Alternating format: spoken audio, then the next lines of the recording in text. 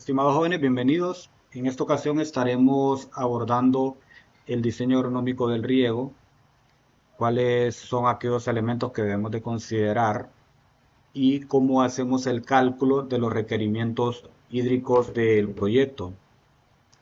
Partimos de los resultados de aprendizaje.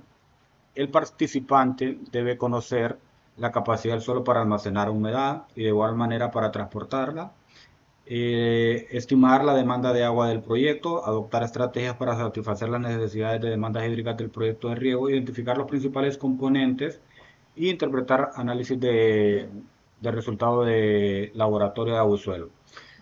Les dejo el código QR para que puedan escanear para hacer un mapeo de resultados de aprendizaje. Veamos el riego y el inventario de los recursos. Primero, ¿por qué utilizamos un sistema de riego? Lo justificamos mediante la construcción de sistemas hidráulicos a base de obras de captación, distribución, aplicación y también para evacuar los excedentes, siempre y cuando explotemos el potencial genético del cultivo para la producción, ya que un proyecto de riego es caro y necesita una inversión significativa. Hablando de sistema como tal, holísticamente podríamos decir que son los elementos físicos, todas las obras de infraestructura, los recursos humanos y modos de actuar, cómo interactúan las personas entre sí y cómo interactúan con el sistema de riego para utilizar lo que son agua, tierra e insumos para generar bienes y servicios sin provocar efectos adversos. Esto de aquí es sistema como tal, no es tanto la actividad del riego. Más adelante vamos a definir eso. ¿Qué pretendemos con el empleo del sistema de riego? Primero, crear un ambiente favorable para que se desarrolle el cultivo, un ambiente favorable de humedad. Segundo, cuando tenemos incidencia de sales, por medio del riego vamos a hacer un riego de fondo y lavamos el contenido de sales creando un equilibrio iónico en la zona de crecimiento radicular. La otra es que creamos un ambiente favorable, un microclima en la zona de circundancia de la planta para que se desarrolle mejor el cultivo. La otra es que podemos disminuir el efecto de las heladas, ya que cuando la temperatura baja, recuerden que las células están llenas de agua por turgencia, estas se congelan y cuando el agua se congela aumenta su volumen, lo cual rompe la membrana celular de la célula y esta cuando ya la temperatura aumenta, la célula pierde su turgencia, por lo tanto se deshidrata y la planta muere. Entonces con un riego antes de las heladas, que por lo general en la noche cuando bajan las temperaturas podemos reducir el impacto. Podemos también inducir algunas reacciones fisiológicas como serena caña antes de la cosecha, suspendemos el riego y aumenta la concentración de azúcares. Y así podemos inducir a la floración, maduración, entre otros. Y por medio del sistema de riego localizado de alta frecuencia podemos proveer de elementos nutritivos al cultivo. Cuando hacemos el cálculo de los requerimientos hídricos, tenemos que responder 4 preguntas que nos van a orientar a hacer un cálculo lo más exactamente posible mediante el análisis de suelo, planta y atmósfera. Primero, ¿por qué regamos? Ver cuál es el beneficio esperado. Si se justifica la inversión con la cosecha o con el producto que vamos a obtener. La otra es cuándo regar, con qué frecuencia vamos a regar, cuánto distanciamos en tiempo entre un riego y otro. Esto va a depender del método, va a depender del parcelamiento, va a depender del área que vamos a regar de forma simultánea. ¿Cuánto regar? Esto lo podemos hacer en tiempo y volumen, dependiendo del parcelamiento, del tiempo disponible a la semana y tiempo por día. Y el cómo regar va a depender de la infraestructura que tenemos disponible, el análisis de suelo y de cultivo, qué método de riego es el que más nos conviene emplear. Dentro de la fuente hídrica tenemos que hacer un análisis cuál es la fuente hídrica que tenemos disponible en cantidad, puede ser una fuente permanente, puede ser una fuente estancada, como ser una represa, como ser una laguna, y como última opción vamos a utilizar el agua fósil, agua de los acuíferos, mediante la perforación de pozos. Ya después vamos a hacer un análisis más exhaustivo, cuál es la que más nos conviene. Un análisis de suelo, ver cuánta área tenemos disponible, las condiciones de suelo, las propiedades físicas y aquellos ajustes que hay que hacer para adecuar el suelo o el terreno al cultivo. Y el recurso humano, ver si el personal que hay en la zona es suficiente, ver si este personal está calificado, cuántas horas al día lo vamos a poder emplear y cuántos días a la semana. La cantidad de agua a utilizar, primero podemos utilizarla mediante la adopción de una ecuación que utiliza parámetros climáticos y nos determina una ETO, o si no, con medidores indirectos. Y hacemos una correlación previamente calibrado de cuánto contenido de humedad tenemos para determinada lectura en el aparato de medición indirecta de humedad. Entonces, vamos a regar hasta llegar a capacidad de campo. Como ya tenemos calibrado, vamos a saber hasta qué lectura vamos a llegar. Haciendo un análisis de la disponibilidad de agua, del área total a considerar para el proyecto, así vamos a saber en cuánta área vamos a diseñar nuestro proyecto. Y ahí empezamos con el dimensionamiento hidráulico.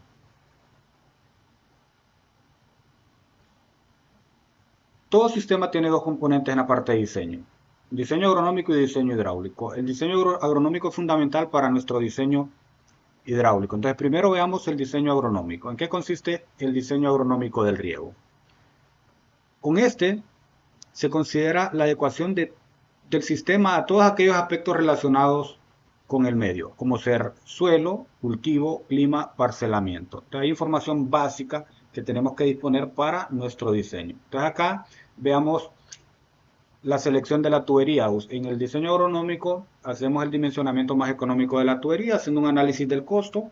Primero, en la línea o curva A tenemos el precio de la tubería, que está en función del diámetro. Aumenta el diámetro, aumenta el costo de la tubería. En la B, el costo anual de uso de energía para bombeo. A medida que aumenta el diámetro, el requerimiento de energía es menor, porque a medida que aumenta el diámetro tenemos menor velocidad y menores pérdidas.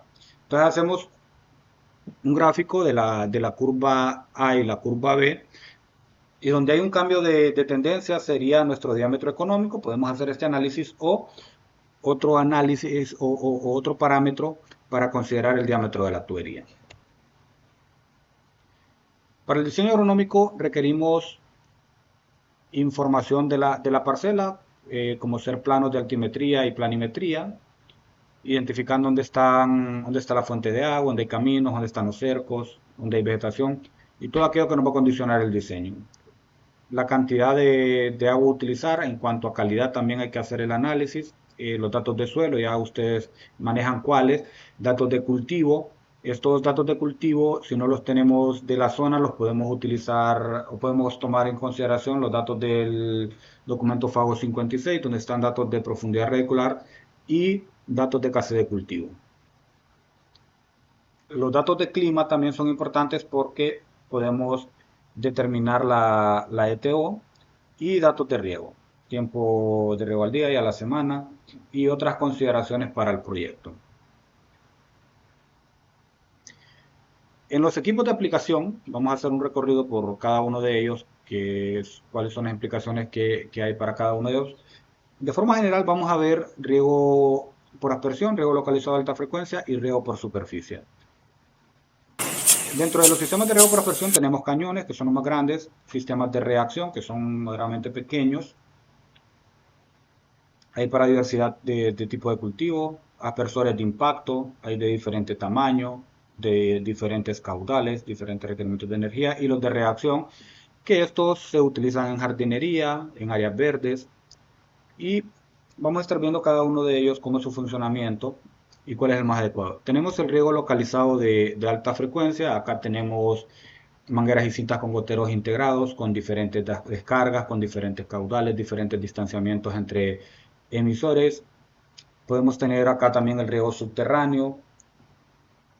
Vamos a ver un poco de cómo es la metodología para hacer la distribución del agua, tratando de que curamos la totalidad del terreno o la zona de crecimiento radicular.